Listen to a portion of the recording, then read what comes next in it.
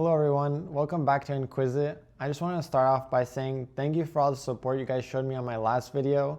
It really does mean a lot to me. And I'm going to keep trying to make good content for you guys. So for this week, we have a whole bin of watches. I paid a little over $500 for all of these.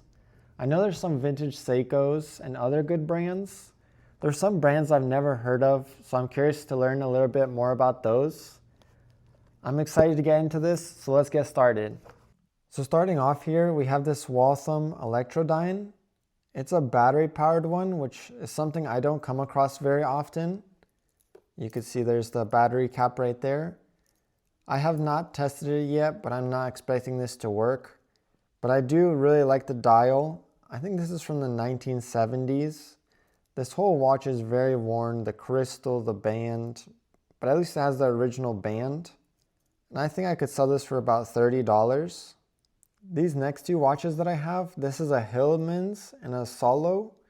They're both 17 jewels, stainless steel cases. This one does not work and it has some condition issues. I think I would just put this in a junk lot. And this one does work, but it has a replacement crown. It's really dirty too, so this might go into a junk lot. I haven't heard of neither one of these brands, so I don't know too much about them. This is another brand I haven't heard of. It's Baguette Anti-Shock with 17 jewels. I looked this one up, and this one actually is a pretty good watch. I think it was made in France. You can see there it's all steel case. The dial is really clean on this one. And there's a little damage on the crystal, so the crystal might have to be replaced. I saw one for sale on eBay for $300, which I think is a little too much, but this should be in the $100 range. So you guys should be looking out for this one. I thought this was a really cool watch. This one's called Roqueta. It's a Russian watch. The case is either stainless steel or base metal, since you can see the pitting right there. But one feature on this watch that I've never seen on another one is there's this button here that flips open the bezel showing the dial. And you can see right there that's made in the USSR. The dial is really clean on this watch. And that's such a neat feature that you don't usually see.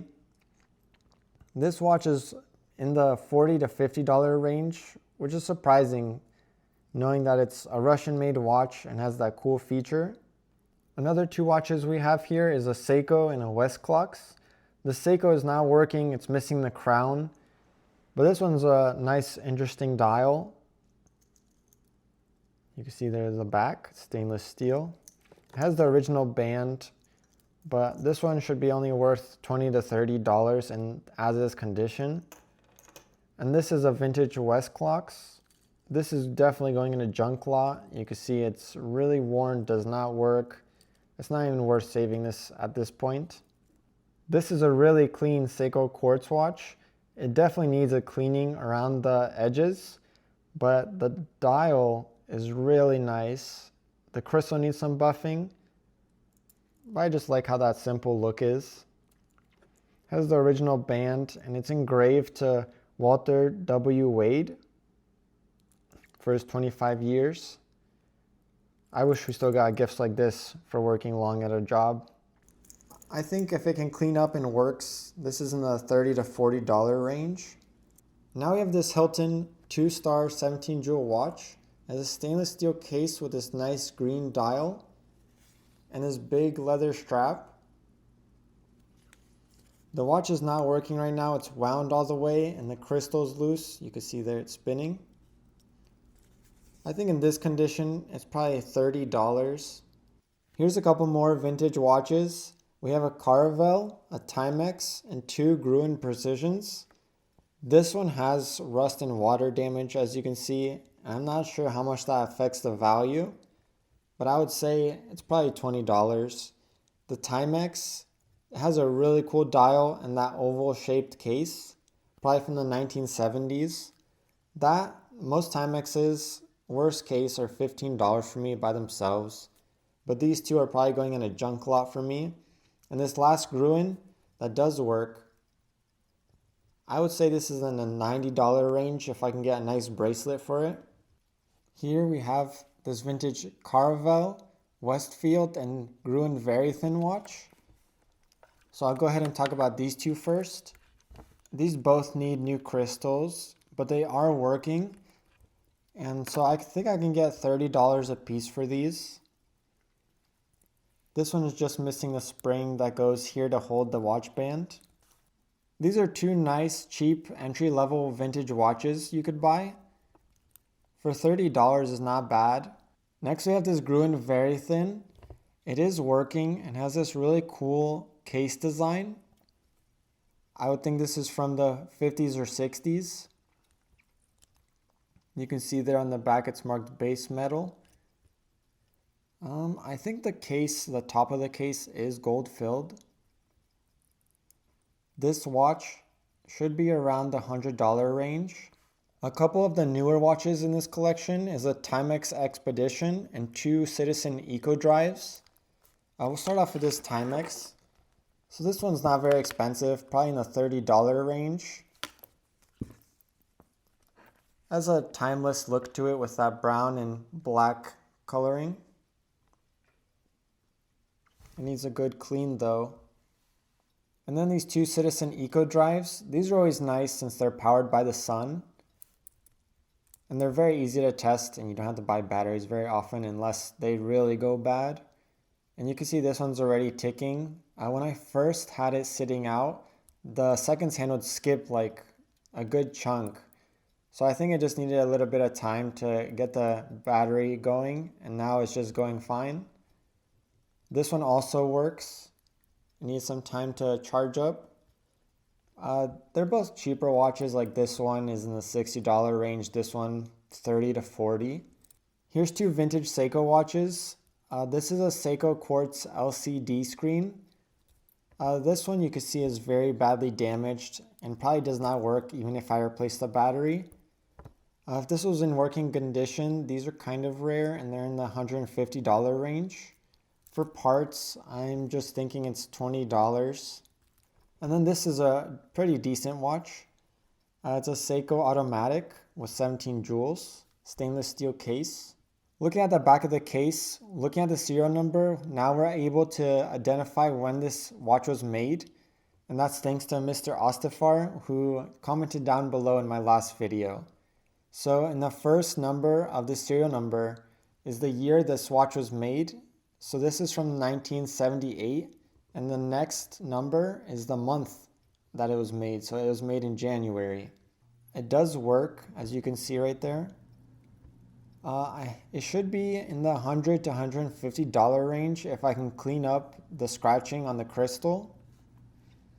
And that's also a nice silver on silver watch. Three more vintage watches. We have a Competition, a Timex, and a Bolivia. The Bolivia, I think I sold one recently for $40 or $50, even with the case having discoloration. Has a stainless steel back. It is working right now. These are not very high end. And then we have a Timex. It's not working right now, so this is going in a junk lot. And this Competition was interesting to me. It needs some work from the crystal and there's corrosion inside, but it's working right now. And on the back, it's a see-through case back. That is very cool. You can see the whole watch mechanism running there, but the case is in not good condition. So this is not a very expensive watch. Now we have two Bulovas and one Caravelle. These two Bulovas, they're pretty nice. This one does not work while this one does. You can see some spotting on the dial, which is unfortunate. And the crown needs to be replaced with something better.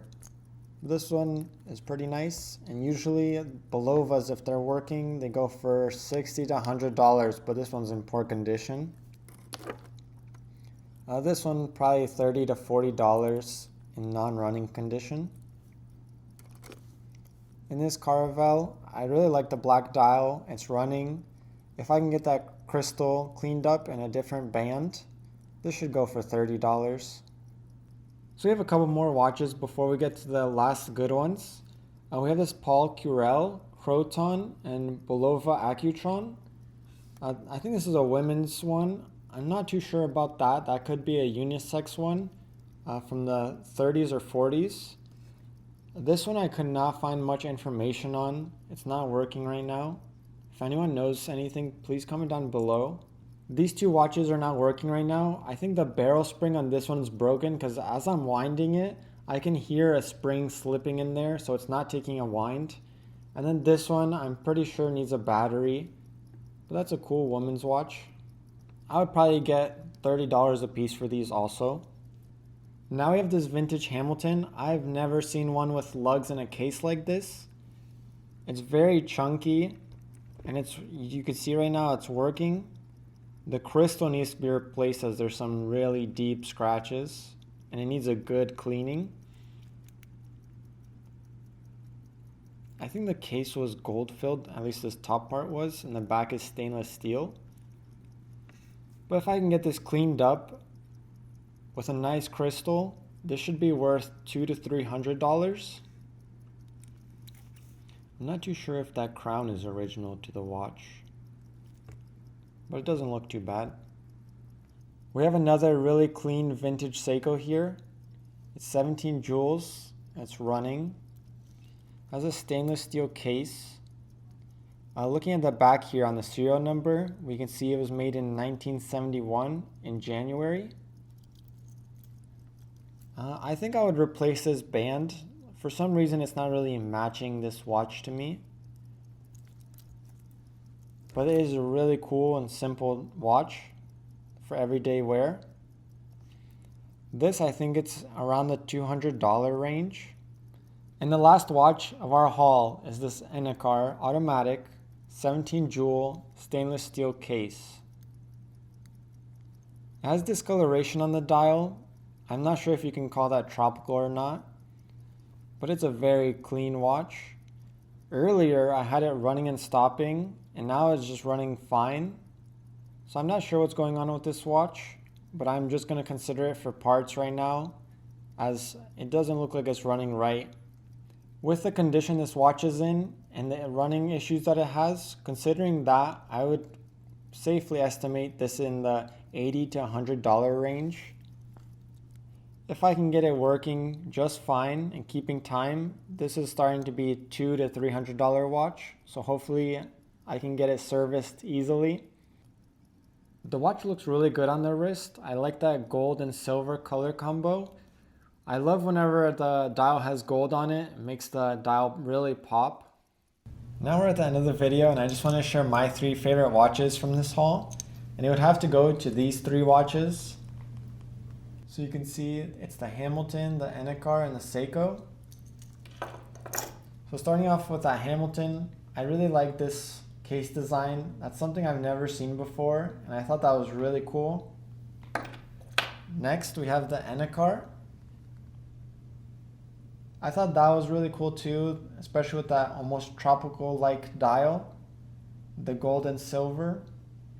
What was your guys' favorite watches? Comment them down below, and while you're down there, please leave a like, and if you're not already subscribed, I will have some more videos coming out very soon for you guys. Thank you for watching Inquisit.